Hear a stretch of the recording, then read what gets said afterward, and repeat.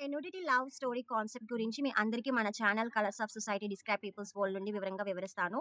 మరి మన ఛానల్‌ని సబ్స్క్రైబ్ చేసి, లైక్ చేసి, షేర్ చేయండి. ఇది 18+ ఏజ్ గ్రూప్ ఉన్న వాళ్ళు మాత్రమే చూడండి, వినండి, జాగ్రత్త పడండి. ఇక్కడ ఒక లింక్ ఉంది కదా! ఇటువంటి లింక్ అనేది నేను 2012-13 మధ్యలో ఒక అన్‌నోన్ పర్సన్ నాకు తెలిసిన వ్యక్తి పేరు పైన కనిపించారు. ఆ లింక్ ఓపెన్ చేయగానే అన్ని అబ్యూజివ్ కంటెంట్స్ ఉన్నాయి. ముఖ్యంగా నేను అతన్ని నా మైండ్ సెట్ ద్వారా చేజ్ చేయాలనుకున్నాను. అతను ఎవరనేది తెలుసుకోవాలనుకున్నాను. ఎందుకంటే తను పంపించిన ఒక వీడియోలో బ్యాక్ నుంచి చూస్తే నాకు తెలిసిన పర్సన్‌లా అనిపించారు. అంటే ఇల్యూజేషన్ అనేది క్రియేట్ చేశారా? లేదంటే తెలిసిన వాళ్ళని వాళ్ళ యొక్క పర్సనల్ ఇంటిమేషన్ అనేది గ్రాబ్ చేసి అది తెలిసిన వాళ్ళందరికీ బ్లాక్‌మెయిల్‌గా పంపిస్తున్నారనేది నాకు అక్కడ డౌట్ రైజ్ అయింది.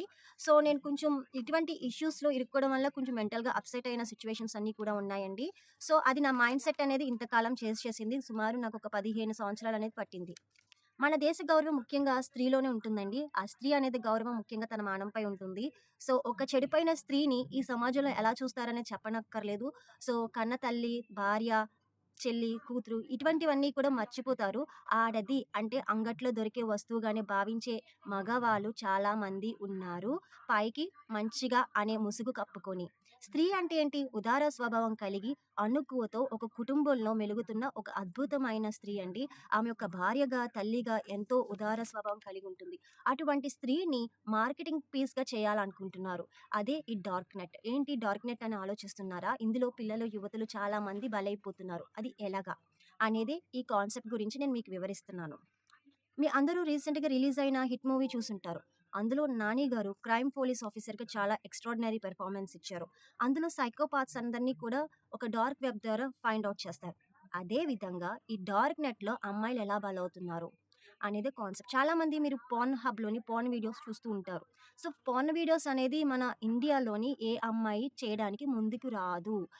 చేస్తే 100%లోని మినిమమ్ 2% పీపుల్ మాత్రమే అగ్రీ చేస్తారు. ఆ 2% పీపుల్ ఎవరైతే ఆ పోర్న్ వీడియోస్ అంటే నగ్నంగా ఒకరొకరు చర్యల ద్వారా చేసుకునే వాళ్ళని పోర్న్ వీడియోస్ అంటారు. నగ్నంగా కార్యకలాపాలు జరిపేవాళ్ళు. అలాంటి 2%లో వాళ్ళు హాయిగా డబ్బులు తీసుకొని వాళ్ళొక సీక్రెట్ ప్లేస్‌లో ఉంటారు తప్ప ప్రజల్లోని ముందుకు తిరగలేరు. ఎందుకంటే వాళ్ళు గుర్తుపట్టలేము కూడా. ఎందుకంటే వాళ్ళందరూ కూడా ఎక్కడి నుండో మారుమూల నుండి చేసిన వాళ్ళు కూడా ఉంటారు. ముఖ్యంగా అది ముంబైలో జరగచ్చు. లేదంటే ఎక్కడైనా ఉండొచ్చు.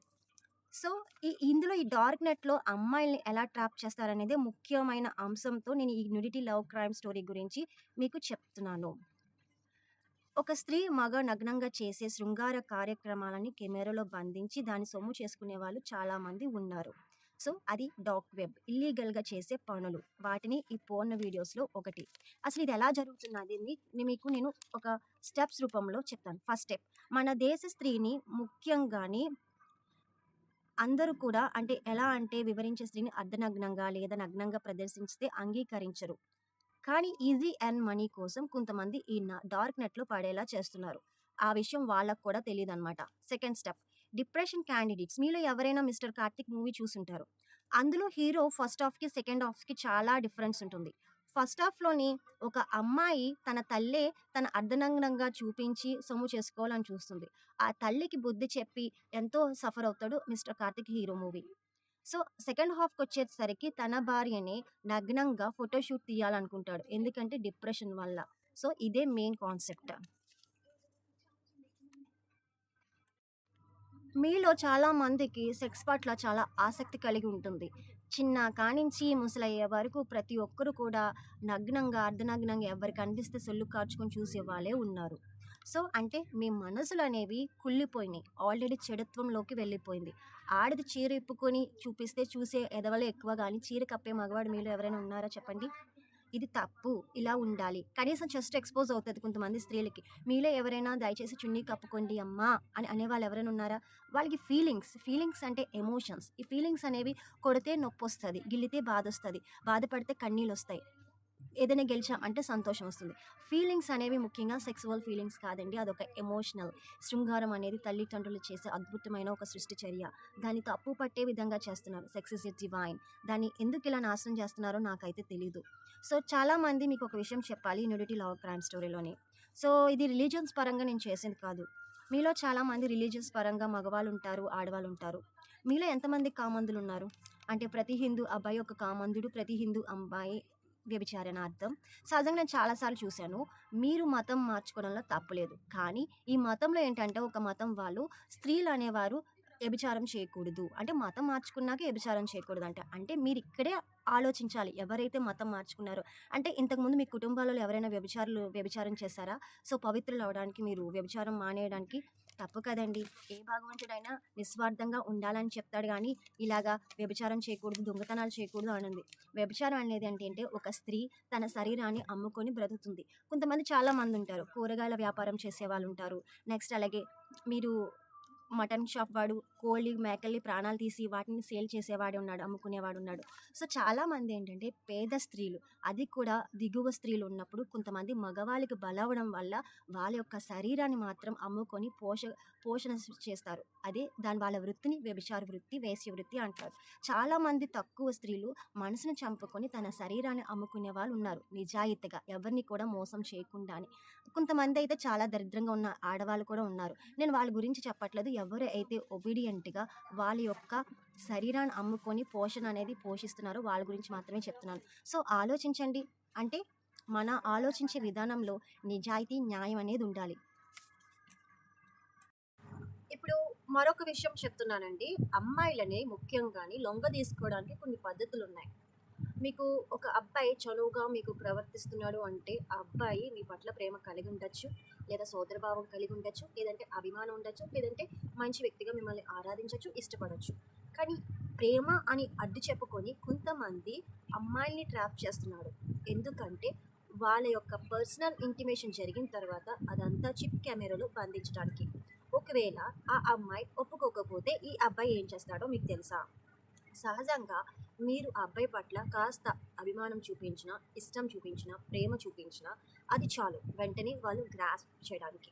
ఏం చేస్తారంటే అమ్మాయికి ముఖ్యమైనది మానం. ఎందుకంటే మన భారతదేశ సంస్కృతిలో ఒక మహిళకి మానం అనేది చాలా ముఖ్యమైనది. అటువంటి మానంపై డైరెక్ట్‌గా చేతులు పెట్టే ఎదవలు ఉన్నారు. సో, మీరు ఎంతలా విదిలించుకోవాలన్నా విదిలించుకోవచ్చు. అంటే మీ బలం అనేది వారి ముందు సరిపోకపోవచ్చు. లేదా మిమ్మల్ని బలవంతంగా లొంగ తీసుకోవడానికి ఇదొక మేజర్ అండి. ఇదొక మేజర్ ప్రయత్నం చేస్తారు అబ్బాయిలు. ఎవరైనా అమ్మాయిలు కాస్త చనువుగా ఉన్నా, మాట్లాడినా, కొంచెం ఇష్టం చూపించా, చేసిన తర్వాత ఇంటిమేషన్ అయిన తర్వాత మీరు వాళ్ళతో అంటే ఎవరితో అయితే మీరు సంభోగం అనేది చేయడం జరుగుతుందో సెక్సువల్ ఇంటిమేషన్ అనేది, సో వాళ్ళు ఏం చేస్తారంటే మీరు వాళ్ళకి ఎప్పుడైతే అపోజ్ చేస్తారో అంటే మీరు ఫ్రీ మూమెంట్తో సెక్స్ చేసినప్పుడు అంటే ఇష్టంగా కలయిక చేసినప్పుడు ఏం చేస్తారంటే వాళ్ళు మీకు సపోర్ట్ చేయగలరు. మీరు ఇష్టంగా లేనప్పుడు కలయిక చేసి వాళ్ళని అపోజ్ చేస్తే బ్లాక్మెయిల్గా మీకు ఫొటోస్ పంపించవచ్చు, లేదంటే మీ యొక్క నూడ్ వీడియోస్ అనేది పంపించవచ్చు, అంటే నగ్నమైన వీడియోస్ పంపించవచ్చు. లేదంటే ఆ బ్లాక్మెయిలింగ్ చేసినప్పుడు ఏమవుతుందంటే అమ్మాయిలు చెప్పుకోరు కాబట్టి వాళ్ళు సూసైడ్ చేసుకునే అవకాశం ఉంటుంది. అలా ఎవరైతే ఆత్మహత్య చేసుకుంటారో వాళ్ళు వీళ్ళ యొక్క ఇన్నర్ క్రైమ్ని బయట పెట్టకుండా ఉండడానికి ఆత్మహత్య చేసుకొని ఎందుకు చచ్చిపోయిందంటే వాళ్ళు అనుకొని వీళ్ళకి ఫొటోస్ పంపించింది, వాళ్ళు అనుకొని వీళ్ళకి మెసేజ్ పంపించింది, వాళ్ళు అనుకొని ఇతనికి రాంగ్ ఫొటోస్ పంపించిందని ఒక సొసైటీలో, సమాజంలోని బ్యాడ్ వ్యూ అనేది క్రియేట్ చేసే అవకాశం ఉంటుంది. సో, అమ్మాయిలకి ఏం చెప్తున్నానంటే మీరు ఇటువంటి సిచ్యువేషన్స్ ఏవైనా ఎదురైనప్పుడు మీరు తప్పు చేస్తే ధైర్యంగా తప్పు చేశామని చెప్పండి. తప్పేం లేదు కదా! ఇది అందరి తప్పులు చాలా చేసేవాళ్ళు ఉన్నారు. సమాజంలోని ద్రోహులు ఉన్నారు, సంఘ ద్రోహులు ఉన్నారు, హిందూ మతం అడిగి ఆ మతం ఏంటని తెలిసి తుపాకీతో పేల్చిన యాదవులు ఉన్నారు, చాలా అమాయకులు బలైపోతున్నారు బయట. సో, మన దేశ స్త్రీల సాంప్రదాయాన్ని, గౌరవాన్ని మనమే కాపాడుకోవాలండి. అండ్ కొంతమంది మగవాళ్ళు కూడా ఉంటారు, ఏదో హగ్ చేసుకున్నట్టు క్రియేట్ చేస్తారు, ఉంచుకున్నట్టు క్రియేట్ చేస్తారు. సో, ఒక అమ్మాయి మనోభావాలు దెబ్బతినేలా చేసేది మన దేశ అబ్బాయిలే. సో, వీళ్ళందరికీ ఎప్పుడు బుద్ధొస్తుందో తెలీదు. సో, మీరు ఎవరినైనా ఇష్టపడితే చెప్పండి. కమ్యూనికేషన్ అనేది నువ్వంటే నాకు ఇష్టం, ఒక అమ్మాయి అబ్బాయినా పరస్పరం వాళ్ళిద్దరూ అంగీకారంతో కలయిక చేస్తే అది తప్పు కాదండి. ఎందుకంటే వాళ్ళందరూ మేజర్స్ కనుక 18 ఇయర్స్ అబోవ్. ఒక అమ్మాయికి అయిష్టంగా ఉండి ఒక అబ్బాయి ఫోర్స్డ్ సెక్స్ చేయాలనుకోవడం తప్పు. బలవంతంగా అక్కడ చేతులు పెట్టి మానభంగం అనేది క్రియేట్ అవుతుంది. సో, అలాంటి వేషాలు మాత్రం చేయొద్దు. సో, ఒకవేళ మీలో ఎవరైనా ఒక అమ్మాయిని ఇష్టపడినా, ఒక అమ్మాయి శారీరక సుఖం కోరుకోవాలనుకున్నా, సో ఇద్దరు ఒకరొకరు ఇష్టపడితేనే ఆ కలయిక అనేది చేయండి. అలా అని ప్రతి అమ్మాయి దగ్గరికి వెళ్ళి నువ్వు నా పక్కలో పడుకుంటావా, ప్రతి అబ్బాయి దగ్గరికి వెళ్ళి నాతో పడుకుంటావా అడిగితే చెప్పు తీసి కొడేస్తారు. కొన్ని కొన్ని సిచ్యువేషన్స్లో మనం జాగ్రత్తగా నడుచుకోవాలి. సో, లిమిట్గా ఉండండి, పొలైట్గా ఉండండి. మీ యొక్క అమ్మాయిలాగా ఒక గౌరవాన్ని, అబ్బాయిలాగా ఒక మగతనాన్ని కాపాడుకోండి. మగతనం అంటే ఆడదాన్ని సుఖపెట్టడం కాదు, ఒక ఆడదాని గౌరవాన్ని నిలబెట్టే వాళ్ళే అసలైన మగవాళ్ళు. జై హింద్. ఇక్కడ కొన్ని ఎమోషన్స్, ఫీలింగ్స్ గురించి చెప్తున్నాను. ఒక తల్లికి తన బిడ్డ మీద ఉన్న అపారమైన ప్రేమ. ఒక తండ్రి తన పిల్లల మీద ఉన్న రక్షణ, గౌరవం. బాధ వస్తే కన్నీరు, సంతోషం వస్తే ఆనంద బాష్పాలు. ఇదే మన జీవితాలు. అటువంటి జీవితాలలో కొంతమంది చెడు ముద్ర కలిగించేలా చేస్తున్నారు. ఈ న్యూడిటీ లైవ్ క్రైమ్ స్టోరీలోని అమ్మాయిల్ని ఎలా ట్రాప్ చేస్తారు, అలాగే గొప్పింటి అబ్బాయిలను కూడా ట్రాప్ చేస్తున్నారండి వాళ్ళ యొక్క ప్రాపర్టీ కోసం.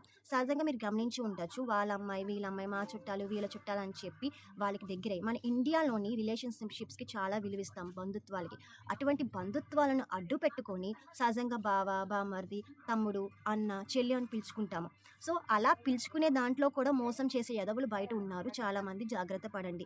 సో ఎవరిని నమ్మి మోసపోకండి, ముఖ్యంగా మగవాళ్ళైనా ఆడవాళ్ళైనా. సో వాళ్ళకి రిలేషన్షిప్స్ అవుతాం, వీళ్ళకి రిలేటివ్స్ అవుతామని మీకు దగ్గర అవుతుంటే కనుక జాగ్రత్తగా ఉండండి. అండ్ అదేవిధంగా మీ ప్రాపర్టీ కోసం చాలామంది పన్నాగాలు చేసే అవకాశం ఉంది, జాగ్రత్త పడండి.